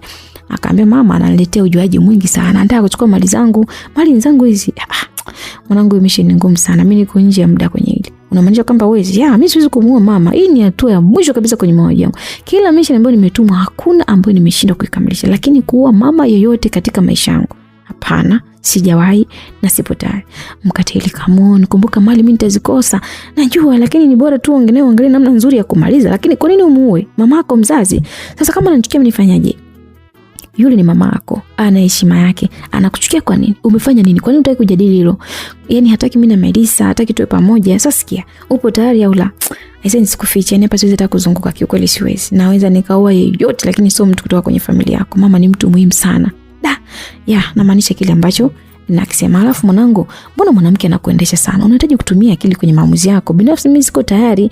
Yaani kama una mtu mwingine ambayo unataka nimwanzishie, nimpeleke kuzimu fresh, niko pale, lakini kwa mama yako hapana. Mkatili aliweka msimamo. Japokuwa alikuwa sehemu ya wauaji makatili kama jina lake kwenye hii dunia, lakini alifanya kila unyama kwa ajili ya pesa. Lakini swala la kuwa wazazi yani mama, yeye hapana, hakuwa tayari. Hakuona sababu ya kushiriki mpango kuondoa maisha ya mama yake na Haris. Hakutaka kabisa kikweli. Basi Haris baada ya kuona mambo yanataka kumuingia vibaya, akaona hapa njia pekee ya kufanya ni kumuoa mama yake. Hii ilidhamiria Na alikuwa amedhamiria kwa namna yote lazima afanye, iwe jua iwe mvua. Hakuwa tayari kupoteza sehemu ya mali ambazo amepewa siku 10 aweze kuzirudisha katika mikono ya mama yake, ila hali zilikuwa ni mali ambazo yeye anaamini kwamba alikuwa amezizalisha. Basi akiwa katika gari alimtazama mkatili kwa sekunde 49 hivi, akamwambia, kwa hiyo maana umegoma kabisa kusimama upande wangu? I say hapana, yani nimesema siwezi kushiriki kwenye hilo, siwezi, yani inatosha. Alisema mkatili. Hasira zilimpanda, hali sambali saga meno akifikiri nini afanye. Sasa mkatili amekataa. Basi ilibidi ashuke kwenye gari, akaagana na mwanamume. Basi mkatili aliondoka, akamwacha Harith akiwa amesimama asijue afanye nini. Hasira ilizidi kumtafuna. Alitazama gari la mkatili mpaka linazama katika kona, na baadaye akaingia ndani kwake ambako alielekea mpaka chumbani, akatupa simu yake kitandani, akasogea katika kabati ambako alikuwa anaweka baadhi ya nyaraka zake muhimu, akatafuta hati na mali, hati ya mali mpaka pale alipoiona. Baadaye akarudi tena kitandani na kisha akaanza kusoma kifungu kimoja kimoja. Mama akifa mali zitakuwa chini yangu. Kwa nini nisimue mwenyewe? Swali mtambuka liingia kwenye kichwa chake akiwa ameshikilia hati mkononi. Akiwa ni mwenye kuwaza, aliingia Melissa ambaye sasa alikuwa ametoka kuzungumza na mama yake jikoni. Melissa alimtazama Harith kwa makini mno, akamuuliza, "Unaonekana mtu ambaye una mawazo sana. Kuna nini?" Akamwambia, "Kuna kitu nawaza." Jibu akiwa na hasira. Kabidi Melissa apige tu hadi pale, akaweka kitako pale, akamuuliza, "Kuna nini?" Akamwambia, "Naenda kuuliza kila kitu kuhusu mali. Kila kitu, nyumba, kampuni, nimepewa siku 10. Unasemaje kupoteza mali? Yaani nini kinatokea kwani?" Aliuliza Melissa. Mkono wake kulia ulipokea hati kutoka kwa Harith. Macho yake yalipitisha kila neno kutoka katika ile hati. "Kuna nini sasa? Mbona mimi naona hapa mali ni za kwako?" "Hapana, mali za kwa zangu endapo mama akiwa amekufa. Kwa umepanga nini?" Swali lilifika kwa Harith ambaye alinuka kitandani na akapiga hatua hadi katika draw. Alifungua na kutoa bastola ambayo alikoki na kuangalia kama ilikuwa inafanya kazi. Kifaa hiki chenye kurahisisha kifo kilionekana kipo vizuri tu. Nataka kumuua mama, lakini sijui kama ni maamuzi sahihi. Harith aliongea akirudi tena ndani na akaomba kupewa hati ya mali. Alipitisha macho kutoka katika maandishi haya. Kwa mara nyingine jasho lilikuacha kumtoka, akitetemeka kuliko hata mwanzo. Alihisi kupagawa na dhidi ya maamuzi ambayo alikuwa anataka kuchukua. Kweli mwenyewe alikuwa anaogopa. Unataka kumuua mama? Sasa nini kinashindikana? Melissa alioje. Nisi kama nitaingia kwenye hatia, lakini acha nione na kwaje, alisema Harith, na kisha alitazama bastola na kuirudisha tena kwenye draw sema ambapo alikuwa ameitoa, na sasa akajirusha kitandani. Sasa ni nje ya nyumba ya kina Kamila ambapo inaonekana gari lilikuwa limesimama, na kisha mlango mdogo wa geti lao ulifunguliwa na Kamila ambaye alionekana kutoka nje akiwa na simu mkononi. Alipiga tu hadi sehemu ambapo gari lilikuwa limesimama na kisha akaingia. Mkatili aliita Kamila akitazama akimtazama mkatili ambaye alikuwa pembeni amejinamia kwenye gari. Alichokuwa akifanya mkatili mara baada ya kuondoka pale kwa kina Harith, aliunganisha moja kwa moja hadi mkundi kwa Kamila. Lengo lilikuwa ni kumjuza kuhusu ndugu yake. Alikuwa mahali hapa kuzungumza naye. "Kama kuna sehemu naweza kwenda basi ondokeni." Mkatili aliongea. "Kwani kuna nini?" "Harith anapanga kuwa wewe na mamako." "Unasemaje?" "Ndio hivyo, umeshanisikia. Amenipa dili la kuua, lakini nimekataa. Siko tayari kuangamiza nyinyi kwa sababu mimi naona nyinyi kama familia yangu, asoma mamako." "Mungu wangu, na maana kaka amefikia huko." "Ndio hivyo, alikuwa anataka kufanya hivyo kwa nini?" "Hakuna cha zaidi, ni mali tu, anataka kumiliki mali." Asante kwa taarifa. Tutajua cha kufanya." Kamila alisema. Alishuka katika gari akamtazama mkatili ambaye hakukaa sana, kaamua kuondoka katika eneo lile. Sasa ni wiki moja ilikuwa imepita tangu pale ambapo Aima alikuwa ameachia wimbo wake, akiwa ameachia video pia sasa ambayo ilienda kumpa mashabiki wapya katika sayari ya muziki. Mafanikio ambayo alipata ilikuwa ni makubwa. Wimbo ulizidi kuvunja rekodi mbalimbali ambazo aliziweka katika biashara, katika maisha yake. Kutoka katika wimbo huu hakukumfanya kupoa. Yaani ambapo aliachia wimbo mwingine mapema sana ulikuwa unaitwa Yanta. Wimbo huu wa Yanta ulikuwa ni wa kucheza. Haukuwa na namna yote, na maneno ya Yanta ilikuwa kitumika kama style mpya tu ya kucheza. Kutoka katika wimbo huu pia uliambatana na video ambayo ilionyesha namna ambavyo watu wanapaswa kucheza wimbo. Mwanzo watu walikuwa waelewa, lakini kadri muda ulivyozidi kwenda wimbo ulizidi kuwa mkubwa. Watu waliopokea Yanta pia. Watu walicheza Yanta hasa kwenye maklabu, kwenye baa, huko na maeneo mengine mengi, bila kusahau kwenye harusi. Watu walisikiza Yanta, wengi wakarekodi video fupi fupi ikionekana namna ambavyo walikuwa wanacheza. Kutolewa kwa wimbo huu kaenda sambamba na kutolewa kwa wimbo mpya wa Rihanna ambao aliupa jina la Mr. Romantic. Wimbo huu sasa ulizungumzia namna gani amekuwa akifaidi mapenzi kwa kumdekeza mpenzi wake mpya ambaye yuko naye. Ryan alikuwa anasifia nafasi nzuri sana ya kubadilisha upepo wa mashabiki kutoka kumsikiliza Aima ili kumsikiliza yeye. Watu wakaanza kuwashindanisha sasa. Kila aliyesikiza Mr. Romantic alitamani kusikiliza pia Yanta. Ushindani ambao ulipotea ukarudi tena. Jina la Ryan nalo likawa maradufu, huku jina la Aima likiwa kubwa tena. Kwa kuwa Aima alihitaji kuwa juu mara mbili ya pale, basi alikuwa anahakisha kwamba hakuna kupoa. Akaenda kutoa wimbo mwingine katikati ya mwezi wa 4 ambapo wimbo aliupa jina la Nilinde, wimbo ambao ulikuwa ukimzungumzia mwanamke aliyekuwa kwenye mahusiano, ikionyesha namna gani anapendwa na pia anamtaka mume wake ama mpenzi wake endelee kumlinda afike mbali. Basi anga lililipuka na wimbo wa Nilinde ukawa umetawala kwenye vichwa vya watu. Wale ambao walikuwa wanaupenda wimbo wa Yanta wakadai kwamba Aima asingetoa wimbo mwingine kama ule. Aligeuka na kupongeza akidai kwamba amekuja kuikomboa Bongo Flava. Dunia ikakubali kuimba lugha moja Nilinde. Kila mmoja alikuwa akiimba huku wimbo huu sasa kwa wale ambao walikuwa wanaingia katika mahusiano pia ulikuwa ni wimbo ambao ulikuwa ni mzuri sana kwao. Sasa wakati mgumu ulidondoka kwa Ryan ambaye hakuwa na wimbo wa kuachia. Aliwaza sana afanye nini kufuatia kutolewa kwa wimbo wake, lakini alikosa. Akajaribu kumshirikisha mpaka baadhi ya ndugu yake pamoja na producer wake mmoja amshauri kwamba huu ulikuwa ni muda wa kupita na upepo wa Aima kama angeweza. Basi naye akatumia wazo hili kwa kutunga wimbo. Kwa mara ya kwanza wimbo ambao unaitwa I Miss You. I Miss You ilikuwa inakuja kumrudisha Ryan katika peak. Dunia ikatambua wasanii wawili ambao ni wapinzani wa kutupwa kutoka kwao na kimahusiano, na sasa kutoa ngoma katika vipindi vinavyofanana. Ni kama huyu anaimba, huyu anajibu. Sasa ilikuwa ni jambo ambalo nzuri, japo kwa Aima alikuwa anaanza na ndiko ambako kuliofanya watu waanze kuwashambulia hawa wawili wakihisi kwamba ni mahasimu. Basi mashabiki wakajigawa tena kwa mara nyingine. Kijiji cha Aima kiliimba Nilinde, kijiji cha Ryan kiliimba I Miss You. Hatimaye ule muda wa wananchi ambao walikuwa wanasubiri kwa hamu kubwa sana ulikuwa umefika, wakati wa tuzo za Tanzania Music Awards, wenyewe tunaziita TMA. Zilitangaza majina ya wasanii ambao watashiriki katika vipengele mbalimbali, na huu ndio ulikuwa muda wa kumjua nani mkali kati ya Ryan na Aima, kwa sababu wale hao walikuwa wameingia katika vipengele 7, vipengele 5 wakiwa wamekutana. Wow, what a beautiful thing. Nani ambaye anakwenda kutoa hizi tuzo? Ni katika usiku wa Mei 28 kwenye ukumbi wa Mlimani City. Unatakiwa ujiandae kwa kisha unapiga kura kupitia www. Ilikuwa ni matangazo ambayo yanapita katika vituo mbalimbali vya matangazo vikionyesha kwamba kulikuwa kuna upigaji wa kura. Basi taarifa hii ingawa ilikuwa ni nzuri, lakini kwa upande wake bado ilimpa mashaka Aima. Kama sije mambo yakatokea kama ambayo ilitokea siku ile, licha kuwa na nyimbo kibao ambazo zilikuwa zinampa maarufu, lakini bado alikuwa na wasiwasi sana. Alikuwa mkana producer. Naanza kujitoa kwenye hizi tuzo jue. Kwa nini? Nipo kwenye kipengele cha 7. Katika vipengele 7 na 5 kati ya hivyo nakutana na Ryan, yani msanii bora wa mwaka, wimbo bora wa mwaka, video bora wa mwaka, tumbuizaji bora wa mwaka, wimbo bora wa dance, chaguo la R&B. Sasa unafikiriaje? Mr. kabisa kutana naye. Maamuzi mabaya, sababu ukijitoa atajua kwamba kweli unamuogopa. Bora tu uende, tutajua uko mbeleni. Sawa, alisema Aima, japo ilikuwa ni kishingo upande, lakini alikubali. Taarifa kama hii basi ilipofika kwa Ryan, pia alikuwa ni mtu ambaye alikuwa na furaha sana. Hakuacha kujigamba kila alipoulizwa na watangazaji kwa nini ametokea kwenye vipengele vingi, na yeye ilikuwa matarajio yake wakati ule. Akasema kwamba mimi naenda kuchukua tuzo zote ndani ya usiku. Safari hii sio tu ataacha muziki kama ilivyokuwa mwanzo, lakini sasa hivi atajiua kabisa. Mimi ni Ryan bwana, mnyama mkali, nachukua tuzo zote afu tukutane Mlimani City. Kauli hizi zikafanya usiku wa tuzo kusubiriwa kwa hamu mno na baadhi ya mashabiki wa muziki mzuri ndani ya Tanzania. Mada kuu sasa hivi iliama kutoka katika kukosekana kwa maji na katika kwa umeme muda mrefu, ila ikawa ni nani ambaye atakuwa mshindi katika tuzo katika vipengele ambavyo walikuwa wanawania. Basi timu Ryan waliongozwa na Isla, Mama Melissa, Harris, Diana pamoja na Ryan mwenyewe walifunga safari hadi Dar es Salaam wiki moja kabla ya tuzo wajiandae kwa ushindi.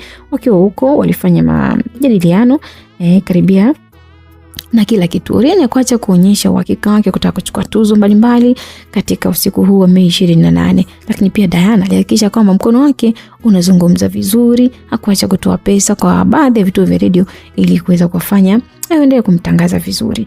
Sasa timu Aima waliamua kufunga safari watu wawili, yani Aima pamoja na producer. Siku moja kabla ya usiku wa tuzo, idadi chache kutoka kwa timu Aima ilipatikana. Sio kwamba nataka kusafiri hivi, no, lakini kati ya watu wote ambao alikuwa nao walikuwa wamejikatia tamaa kutokana na tambo za Ryan, lakini pia waliamini kwamba hawataweza kushinda Familia yake kuanzia Marian, Camila, Mama Haris, Mama Alma mwenyewe, Fatia, waliahidi kwamba atakuwa nyumbani wakishuhudia ile tukio katika runinga na si vinginevyo. Kwa waliogopa aibu ya kuzomewa na kukosa tuzo kama kipindi kile. Hali hii ilimfikia Aima kutokana na maneno ya producer ilimpa sana moyo, na sasa wako jijini Dar es Salaam, watu wawili tu kwa ajili ya kwenda kurudi na tuzo.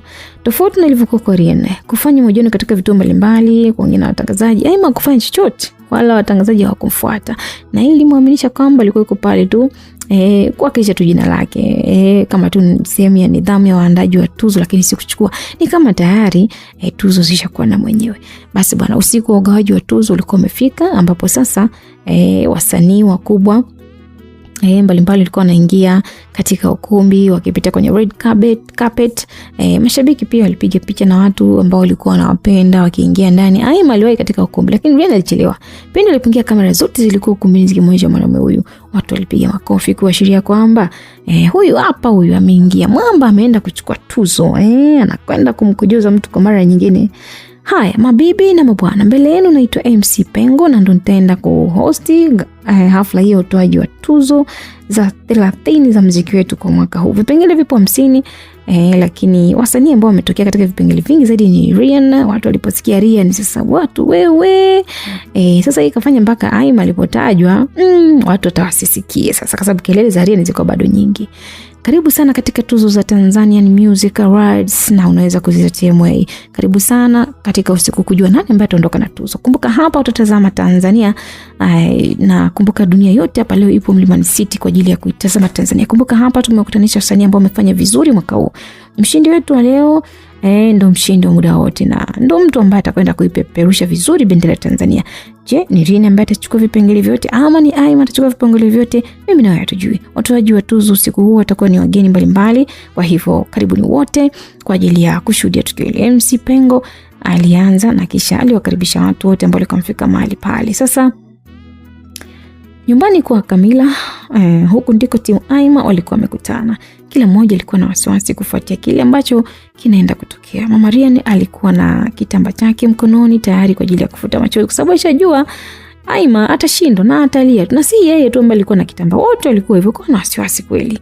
Camila akasema, jamani tucheni wasiwasi, mimi na hakika Aima atachukua hata moja jamani. Hasa moja inasaidia nini? Alma akacheka. Si ndo hapo sasa, hii ndo aibu, yani sio itakuwaje. Lakini kwa jinsi ambavyo safari hii ameimba na kutoa nyimbo nzuri, mimi sidhani kama anaweza kushinda. Maris alisema, hivi tuzo zinatolewa kutoka na vigezo gani? Idadi ya kura ambazo zinapigwa na mashabiki.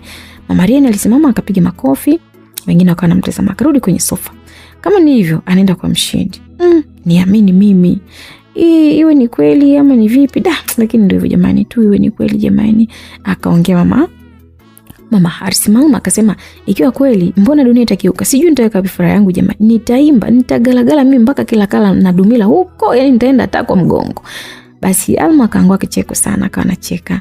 Haya, wakaitana jioni tuone. Basi wakati hayo yote yanaendelea upande wa pili katika mitaa mbalimbali, mashabiki walikuwa wamekusanyika wakitazama kile ambacho kinaendelea maeneo tofauti.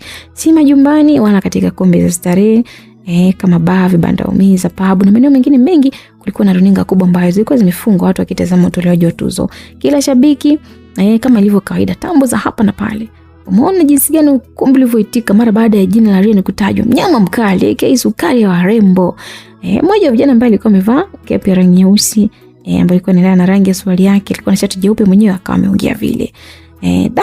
Sema tatizo lako, nadhani kila ambaye anakushangilia na kupenda, mwingine ambaye anakuwa pembeni yako hapo hata hawezi kuwa nakupenda, wengine wanashangiliaga tu. Aliongea jamaa mwingine, mwanangu mimi wakisheria na nachukua, niko pale mjomba, akichukua tuzo hata moja usiku leo niite mbokoko. Mimi naungana na wewe, Rihanna hawezi kuchukua, maana nyimbo zake zote zimemzungumzia Fatia. Afu demo amfanya maajabu kinoma yani. Maneno kama haya alikuwa anaendelea kupatikana kwenye maeneo tofauti kwa mashabiki mbalimbali. Basi kila lilipokuwepo kundi sasa kubwa walikuwa wakitazama runinga pale, basi wangeendelea kuruhusu vinywa vyao vikae kimya. Kila mmoja alizungumza lake, kila mmoja alipiga ngoma kwa namna ambavyo alikuwa anajua. Morogoro sasa ilikuwa imepoa macho, kila mmoja alisafiri hadi katika runinga. Muda maalum ulipofika kutangaza mshindi wa kipengele cha tuzo, ukumbi wote ulikaa kimya. Wanawake wawili warembo sana walikuwa wamevaa sare, magauni ambayo ilikuwa imeacha migongo yao wazi aswa, walionekana wamepanda jukwani wakiwa na michumo mirefu ambayo kidogo ilikuwa imepanda juu hivi, na kisha walisimama kwa pembeni. Mmoja alikuwa amebeba sanduku la glass ambako ndo lilikuwa na jina la mshindi na mwingine alikuwa mbeba tuzo yenyewe. Basi baada ya mabinti hao kupanda jukwani, taa zilizokuwa pale zilizimwa. Masauti ya watu wote yalikuwa wanatazama ile tukio mubashara. Zikasikika sauti nyingi sana kabla ya taa kuwashwa, na kisha upande wa kulia alitokea mwanaume mweusi ambaye alikuwa na idhini ya kumtangaza msanii ambaye alikuwa ameshinda katika kipengele hiki cha wimbo bora wa mwaka wa R&B. Kipengele hiki kilikuwa kinagombaniwa na Ryan pamoja na Aima na wasanii wengine wawili. Mwanaume huyo alipofika alipiga hatua hadi kwa moja ya warembo wale ambao alikuwa mbeba sanduku, akafungua sanduku lile na kutoa karatasi. Soma polepole jina huku akiweka tabasamu. Akamtazama Ryan ambaye naye alipokea tabasamu hili kabla ya kupiga hatua hadi sehemu ambayo kulikuwa na sehemu ya kutazama membri ya ushindi. Basi alipofika katika membri hii bwana alishika kipaza sauti akasema, mabibi na mabwana, naitwa Emmanuel Rush. Niko hapa kumtangaza mshindi katika kipengele cha wimbo bora wa R&B, na mshindi wa kipengele hiki bora katika R&B si mwingine bali ni mzee wa kukojoza kupitia wimbo kukojoza, anakwenda kwa jina la Ryan. Basi sauti yake ilipozima ilifuatia sauti ya wimbo sika, na kisha shangwe la mashabiki ndani ya ukumbi ilifuata. Kamera zote zilimulika Ryan ambaye alikuwa anainuka kupanda jukwani akiwa ameongoza na timu yake yote isipokuwa Diana kutokana na kofia, hadhi yake na kamera. Kumbuka mume wake huenda akamwona. Basi timu Ryan ilipanda katika jukwaa. Mbwa kweli. Runinga za ndani zikamuonyesha Ryan akiwa ni mtu mwenye furaha kupitiliza. Alipofika katika membri hii alipewa tuzo kwa heshima na kisha ashika kipaza akasema, sidhani kama kuna mtu atakuwa na shaka nikisema kwamba nitabeba tuzo zote ambazo zimebakia. Yes, nitamkujuza mtu siku huu. Asanteni sana. Makofi yalipigwa kwa wingi na hatimaye akashuka chini. Basi wakati Ryan anashuka na timu yake, upande wa Aima hali ilikuwa si hali, machozi ya kuacha kumtoka. Kibaya zaidi ni kwamba kamera zilikuwa zinamuonyesha akiwa analia, kitu ambacho kilifanya haraka aanze kujizuia na kujifuta kwa leso. Basi producer akamwambia Aima, akamwambia unaweza kunipa miwani? Akamwambia nakupa, lakini jikaze. Akamwambia sawa, nitajitahidi.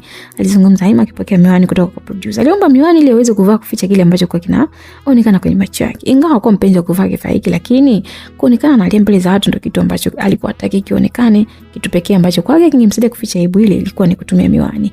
Basi katika hili aliweza kikweli, kwa sababu miwani ilimsaidia mno, na hata alipolia ilikuwa ni ngumu kwake kujulikana. Sasa upande wa Ryan akiwa na timu yake alikuwa na furaha sana, kila mmoja alichekelea mno. Umeona wamekuja wawili. Hadi alizungumza akimtazama Melissa ambaye alikuwa pembeni yake. Melissa kaangua kicheko. Unadhani naibu ambao anakwenda kuipata leo ni ndogo? Hata mimi ningekuwa kama rafiki yake nisingekuja, alijibu Melissa akiwa amevaa brazia nyeupe ambayo iliishia tumboni kiacha kitovu. Brazia ilikuwa imeandikwa show me your weakness. Na ningekuwa mimi pia Aima, sidhani kama ningekuja. Isla alizungumza. Lakini jamani, mabibi na mabwana, hivi sasa ni muda kupata mshindi wa wimbo bora wa dance kwa mwaka huu, na nyimbo ambazo zinashindanishwa ilikuwa ni sauti ya MC Pengo ambaye alikuwa anaweka watu tayari kusikiliza na kusema majina ya vipengele ambavyo nyimbo zitakuwa zinagombania kwenye kipengele cha dance. Majina ya wasanii na nyimbo yalitangazwa kimya, kilipita pale taa jukwani zikabadilishwa rangi kutoka nyeupe nyekundu kabla ya kurudi kwenye rangi ya dhahabu na uburuu, na watu wakaongeza macho jukwani kutazama ambaye anatangaza tuzo. Basi walitokea wanawake wawili ambao walikuwa walemavu wa ngozi, wote walivaa nguo ambazo zinafanana. Kila mmoja alikuwa ameshika sanduku. Mmoja alikuwa ameshika sanduku lenye jina la msanii na mwingine alikuwa ameshika tuzo.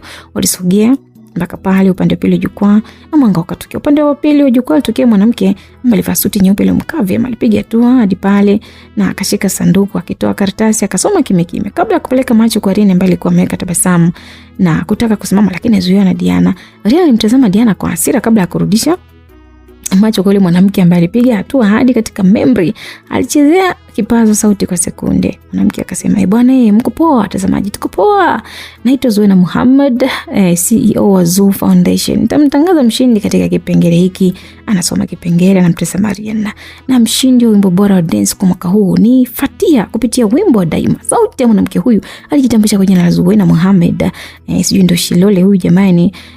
Ilipopita hapa zilifuatia sauti za watazamaji wa chini wakipiga makofi kabla wimbo wa Daima kupigwa. Ajabu ni kwamba hata Zuena alionyesha namna ambavyo wimbo huu ulikuwa unachezwa, kitu ambacho kilifanya washangilie. Yaani yule ameenda kutoa tuzo akaanza kucheza mwenyewe. Basi watu wa kamera wakahakikisha kwamba wanapeleka mitambo kwa Aima ambaye alikuwa anatetemeka kweli kweli. Alikuwa aamini kile ambacho amesikia. Jasho lilikuwa acha kumtoka. Alisimama akaanza kutembea akiwa ameongozana na producer. Alifika mpaka pale Zuena akampa salamu kabla ya Aima kupokea tuzo yake na kupewa muda wa kutoa neno la shukrani. Kitu pekee ambacho naweza kusema ni never give up. Hatupaswi kukata tamaa. Haijalishi safari ni ngumu kiasi gani, lakini afe punda mzigo ufike. Asanteni. Alisema maneno ambayo yalitosha sana. Basi watu wakamtazama Ryan ambaye alikuwa mbana mdomo wake juu kwa hasira. Alichukia kuona mpoteza tuzo ambayo ingemfanya awe na tuzo 2 kati ya 5 ambazo yupo kwenye kipengele kimoja na Aima. Imewezekanaje anashinda mbele yetu? Melissa aliuliza. Subiri bwana, bado tuzo 3 mbele. Mama Melissa aliongea. Lakini tumewapa content mashabiki zake. Dana naye alisema, "Utakaje sasa?" "Hamna shida. Naona ushakuwa mkali," alijibu Dana. Basi kwa upande wa Ryan moto ulikuwa unawaka.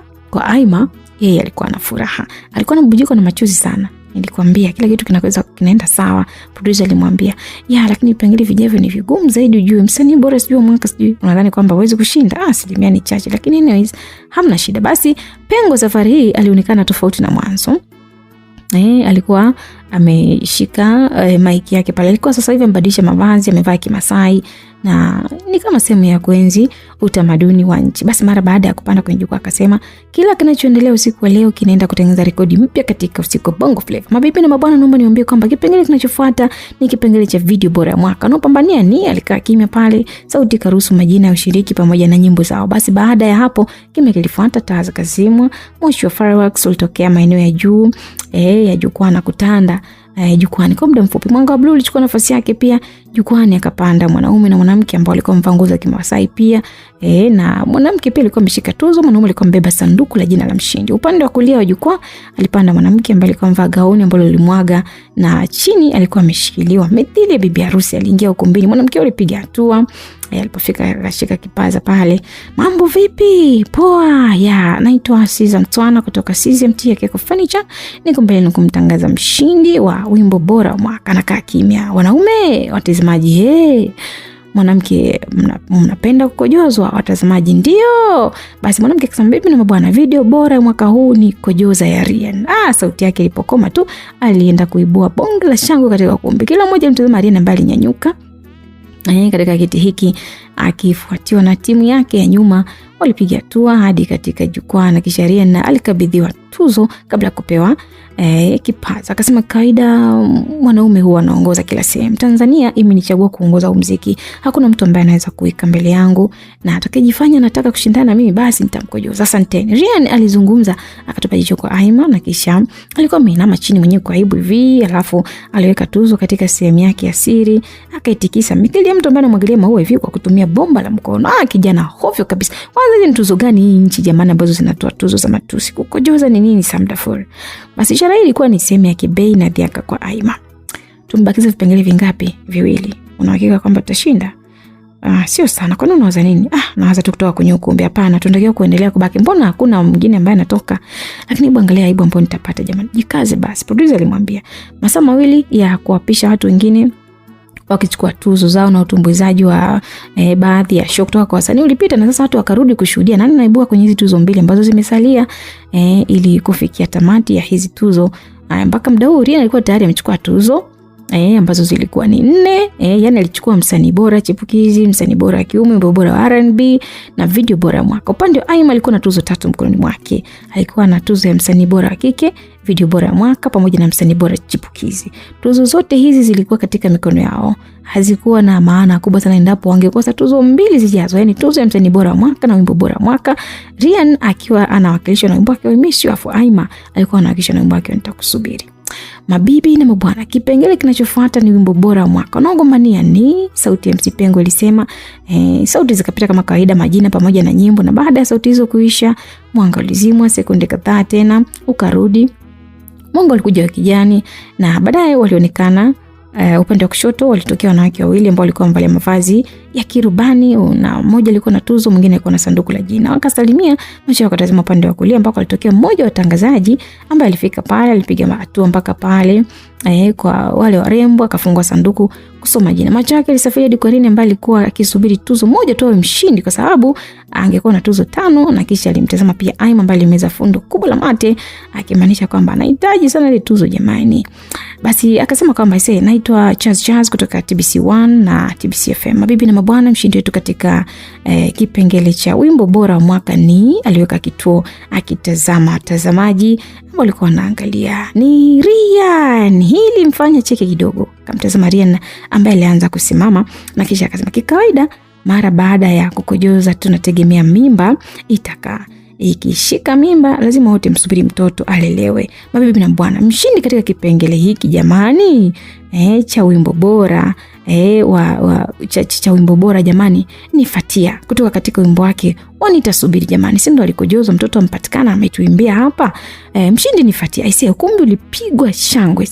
Yaani timu Aima ambao alikuwa amepoza kweli kweli kwa namna ambavyo Chaza alikuwa anaweka mbwembwe mpumbavu yule, mara Rian si kitu gani anamtaja katikati ya tuzo za Aima, alimfanya binti changanyikiwe kweli. Basi alikabidhiwa tuzo na kisha alipiga hatua kwenda katika memory pale, akashika kipaza akasema, this is for you my sweetie, my baby, my boo, my darling, my honey, la aziz, my king, my war, my key of success. Nakupenda sana Paisa na hii tuzo ni kwa ajili yako. Sidhani kama nikisema nakupenda pindi tukiwa wawili natosha. Acha dunia ishuhudie jinsi gani nakupenda. Dunia hii leo inanipa tuzo kupitia wimbo huu bora wa mwaka, lakini nyuma yake kuna mchango wako mkubwa sana. Asante kwa kuja katika maisha yangu. Najua unanitazama muda huu. Asante sana na wote ambao mmenipigia kura, na hakikisha kwamba iliyobaki itakuja katika mikono yangu. Alafu anayezoea kukojoza atakojolewa. Aima alirudisha maneno yale ya kejeli kwa Rian na lilikuwa ni bonge moja la dongo takatifu ambalo lilifika kunako, lakini dongo hili lingefanya kazi kama angebuka mshindi katika kipengele cha mwisho ambacho kimebakiwa, yani kipengele cha msanii bora wa mwaka. Kumbuka sasa kila mtu ana tuzo 4, si ndivyo? Huyu ana tuzo 4 na huyu ana tuzo 4. Inahitajika tuzo moja tu kwa ajili ya mmoja kushinda. Sasa sijui ni nani kati ya anayekojolewa ama ni vipi, nani ambaye atashinda msikilizaji? Mimi nakuachia nafasi hapo, ni zamu yako sasa msikilizaji, na wewe uende ukacomment ukaweke utabiri wako hapo. Tutakutana katika sehemu ya 18 ya simulizi yetu ya binti Aima. Kwa sasa sina la ziada. Jina langu ni Tutu. Huyu ni Sam Dafur ambaye anaturusha roho hivi. Maombi yenu yaelekee ambako mnataka kuyapeleka. Kama kuna timu Rian hapo comment, kama kuna timu Aima tuendelee kuzidisha maombi. Maadui ni wengi, waasi ni wengi sana kwa upande wa Aima. Mimi naitwa Tutu. Uwe na wakati mwema.